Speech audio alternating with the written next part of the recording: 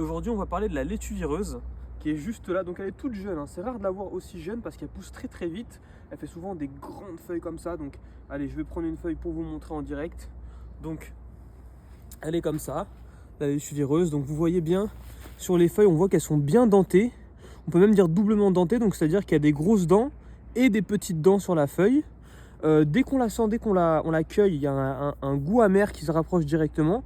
Donc qui dit amer, c'est-à-dire digestif. Donc c'est bon pour la digestion d'un côté, mais les propriétés sont très intéressantes. Je vous les raconte juste après.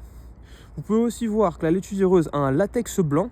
Donc qui dit laitue veut dire en fait latex. Donc en fait les laitues en général ont tous un latex blanc, voilà. Ça fait penser un petit peu au latex du pavot à opium, vous voyez.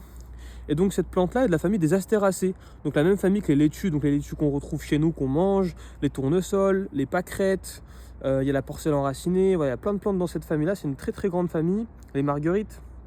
Et on peut aussi voir sur la feuille que la nervure, c'est-à-dire ça, la nervure arrière, est triangulaire.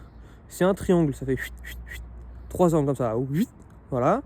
Donc le triangle, le latex, les feuilles qui ressemblent beaucoup au pissenlit mais beaucoup moins découpées avec des doubles dents, c'est la laitue vireuse, donc qui est souvent aussi en rosette. Donc la rosette c'est quoi? C'est quand vous voyez il y a une touffe comme ça d'un coup avec plusieurs feuilles qui sortent. Donc c'est une rosette de laitue vireuse. Alors la laitue vireuse, vous pouvez la manger crue, voilà, vous voyez si je prends la feuille, je peux la manger crue tranquillement.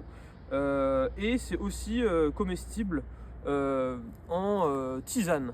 Donc vous pouvez faire des tisanes sèches. En gros, vous prenez la plante, vous la faites sécher et vous pouvez l'utiliser en tisane pour des effets relaxants. Vous pouvez aussi l'utiliser fraîche, ça marche très bien aussi pour relaxer, tranquille, pour le sommeil. Ça donne vraiment un très bon effet. Alors en fait, la molécule qu'on trouve dedans, c'est la léticine et l'iosciamine. Et donc c'est hypnotique aussi, voilà.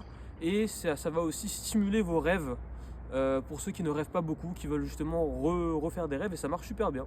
Moi, ça m'a, à un moment où justement je rêvais pas trop, j'ai utilisé la laitue vireuse, ça m'a vraiment restimulé mes rêves. Effectivement, j'ai fait beaucoup plus de rêves, donc c'est hyper intéressant. Donc un grand relaxant.